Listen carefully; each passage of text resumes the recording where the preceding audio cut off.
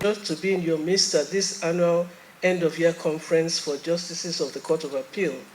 I extend warm greetings to my Lord, the Honorable President of the Court of Appeal, Honorable Justice Monica Dongba-Mensem, CFR FNJI, and other esteemed justices of the Court of Appeal.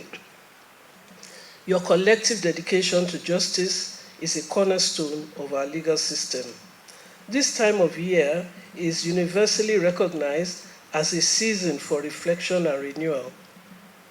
Institutions and individuals alike pause to evaluate past actions, learn from experiences, and plan for future endeavors.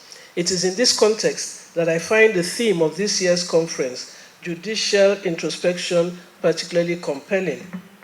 It calls on us to reflect, not only as judicial officers, but also as the unified judiciary navigating the complexities of modern justice delivery.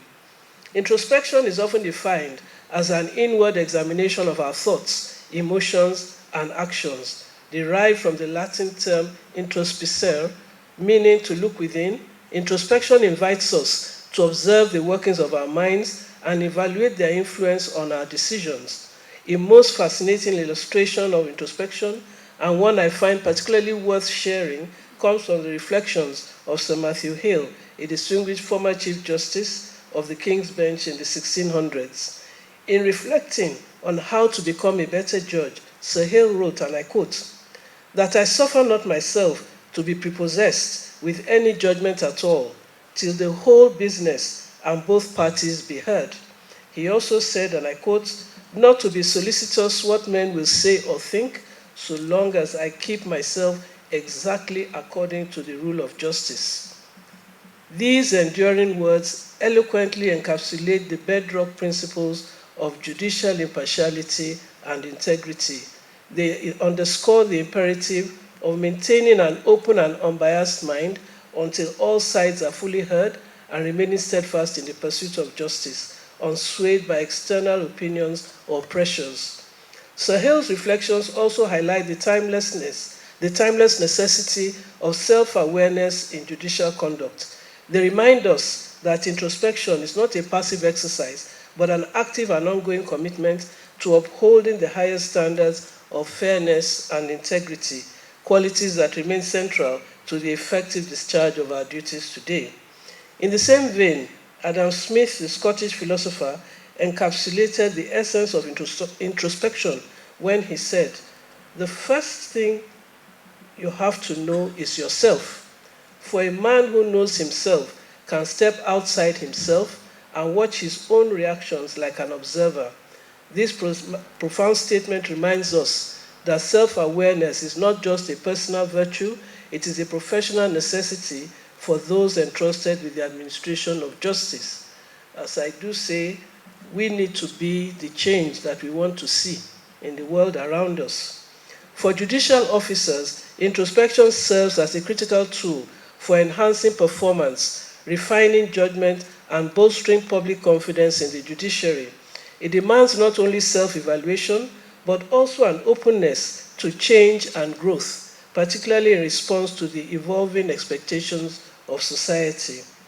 While introspection is often individual, the judiciary as an institution must also engage in collective reflection. This is vital because the judiciary, though made up of distinct judicial officers, is perceived as a single entity. Public confidence in our system relies not only on our individual integrity, but on the collective strength of our institution. This conference represents an opportunity for collective introspection. Through discussions, shared experiences, and learning, we can identify areas for improvement and strategize on how to overcome challenges that affect justice delivery. Judicial education plays a key role in this process.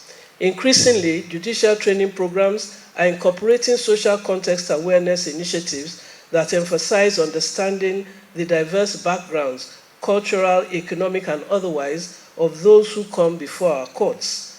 These programs ensure that we deliver justice not only impartially, but also equitably. In addition, as the legal landscape evolves with the advent of digital technology and emerging fields of law, judicial education must include digital literacy and awareness of modern technologies. This will enable us to handle cases involving novel issues such as cybercrime and digital evidence with the competence they demand.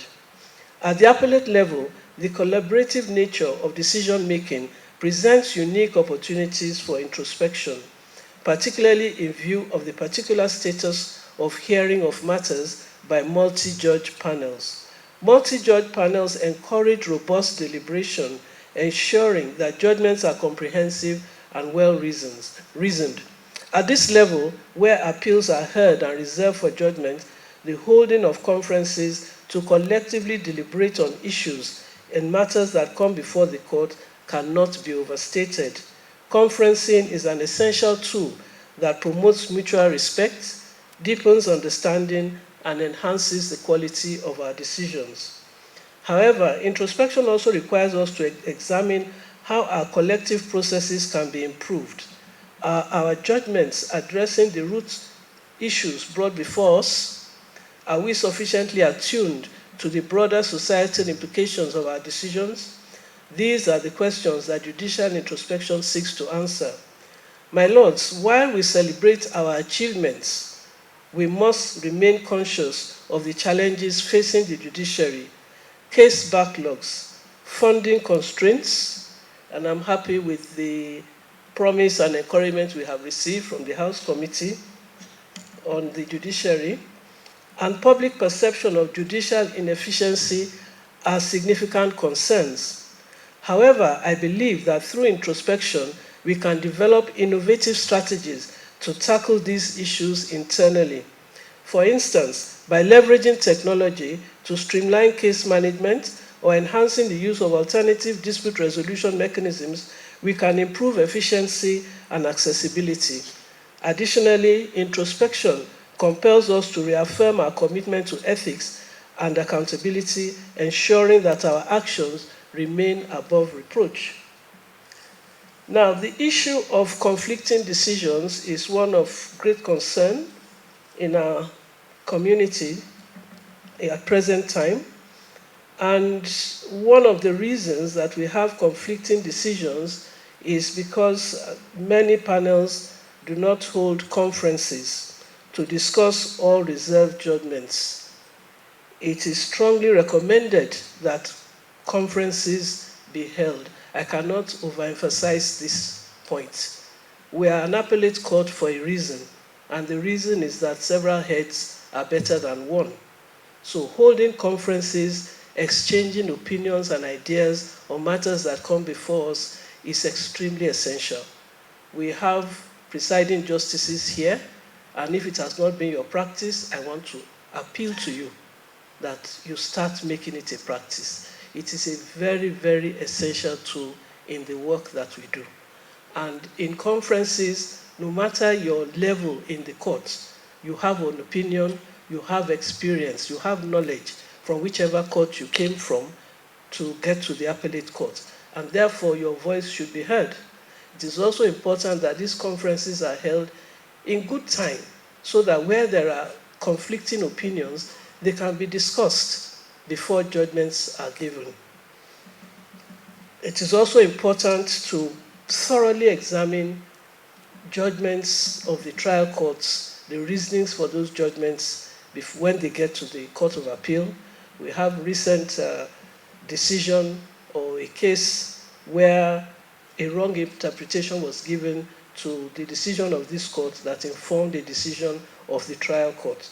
So it's also, some of these things will probably be brought to light in the process of holding conference. So that is my singular message here, that conference is essential. Please adopt it if you have not been doing so.